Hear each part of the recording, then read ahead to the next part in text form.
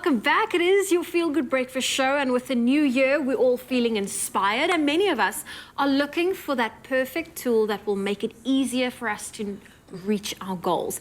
Now, when it comes to visualization and manifestation, it has been considered the most effective way to keep your dreams at the front of your mind. And an avid vision board creator and media personality, Carissa Cupido from Good Hope FM, she is here to guide us through the various steps and help us all put our vision board together. Hello, Carissa. Good morning. Good to see you. Happy New Year. Can we still say this? Yes, I think you can say it. I think if you haven't seen a person, you say it. Even if you see them in the middle of the year. Exactly. June. It can be any month. Happy New Year.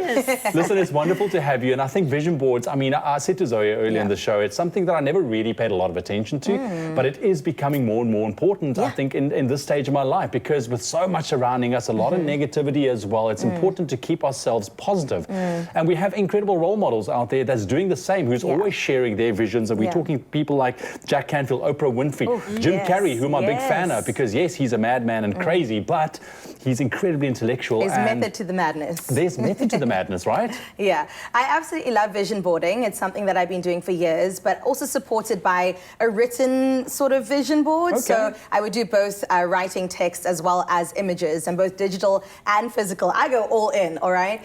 Because I'm quite serious about the kind of goals that I'm going for. I think vision boards are kind of zooming out into the year, seeing the bigger plans of what you want to do. And then as you work your way through Q1, 2, 3, and 4, you can kind of break it down into smart, smaller goals that make sure that you tick it off and achieve what you can. Because you can't really achieve what you can't see, right? And to have that daily reminder that, Carissa, this is the goal that you said you were going to do, you're held accountable to it, it kind of makes it a bit more real. Yeah. But it's also, I think, just taking a look at a vision board like this. I mean, I like putting something on my phone. You know, when you unlock it, there's always something there. And it's this almost this subconscious switch that switches on when you see it. You don't necessarily need to think about, oh, that's my goal. It's just, it's front of mind. And I think that's what it's all about. Definitely. There's something called, I think it's the RAM. It's something to do with the brain. I'm not a psychologist. Don't come at me. But basically, it's about the input that we put into our minds, right? Our brains cannot take and compute everything every single day. If I look around, there's so much to kind of understand and comprehend. But if you kind of zone in on what your brain needs to be focused on, whether that's conscious or subconscious, it kind of helps it along the way. Otherwise, you're kind of unfocused. You wake up every day, you don't really know where you're going and what you're doing. But like you're saying, as soon as you wake up, you look at this, subconsciously you're going, okay, that's what I'm actually going for. This is what I actually want and desire. This is my life. This is my life that I'm creating. RAM. It's like RAM for your brain to work faster. Exactly, absolutely. Let's unpack this. Let's make it a little bit more tangible, because I'm thinking of people that perhaps have never tried putting a vision board together. Where can they start? Because I believe there are different boards. So let's maybe unpack the first type of board we can get. There's so many different types of boards, depending on your goals for the year and what you're wanting, from travel to financial to personal, spiritual even, and career. Mine kind of is divided into a couple of these, but you can do them separately. So if you go for a travel vision board, for example, you can definitely look along the lines of where you're wanting to go, what it's going to take to get there. Because often we're at the A, there's the C, but how do we travel through the B, right?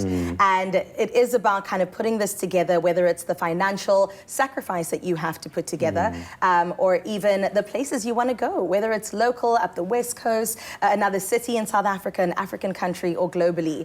Anything is really possible if you put your mind to it. Definitely. I like that. I'm here for the travel vision. So that's the travel. And then you said also your goals. I mean, you've got to go a specific goal vision board. How do we go about that? What is your advice? Oh, that one I would say is almost the toughest out of all of them, because traveling is fun, right? Traveling is something that we all want to do, but goals are really what give us purpose, what gives life, I don't know, sort of fulfillment in the day-to-day.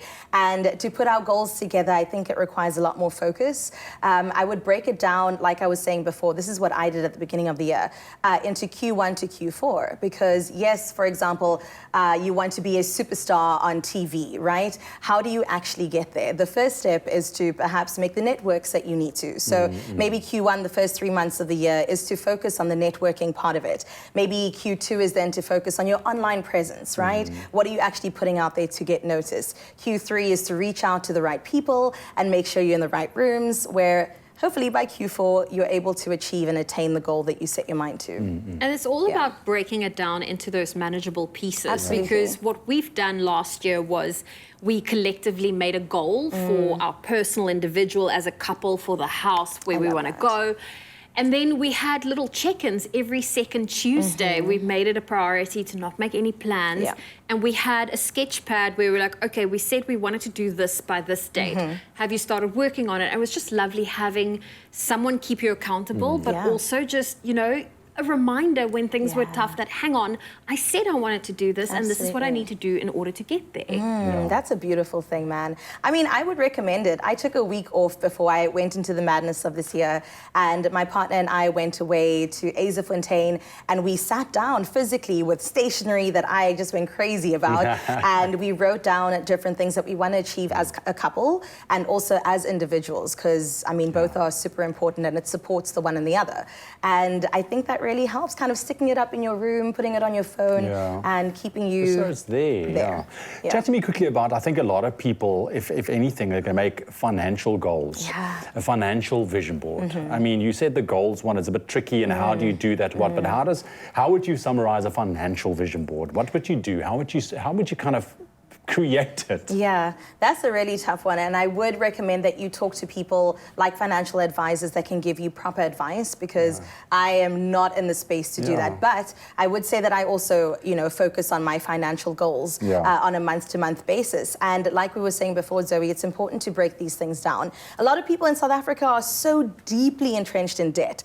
It's part of our culture, it's part of what we do. And so I think that to break that down into smaller segments about what can I pay on a weekly basis, what can I pay on a monthly basis, how does that look over the next 12 months is really important. Also saving, you know, besides also paying off what you need to, how can I save money, even if it's just 15 Rand, 150 Rand, 1.5, whatever you can afford per month, to actually visually put that down is also vital. Yeah. And one of the things we've decided to do is to map out our meals for the week ahead. Wow. So that when Love we go that. grocery shop, it's not a case of walking down the aisle like, ooh, we'll add this, we'll add this. Dangerous. And you end Never up go hungry with a lot either. of wastage. You end up buying a lot of things you're not going to use in that week. And that's a great way of also then being savvy with how much you end up spending on food that you actually use. Yeah, budgeting is vital. It's so important. And to have that weekly budget, to have that monthly budget, it's something that I'm still hoping to get right, you know, by the end of this year. But again, it's a goal that I'm working on, and yeah, it's important.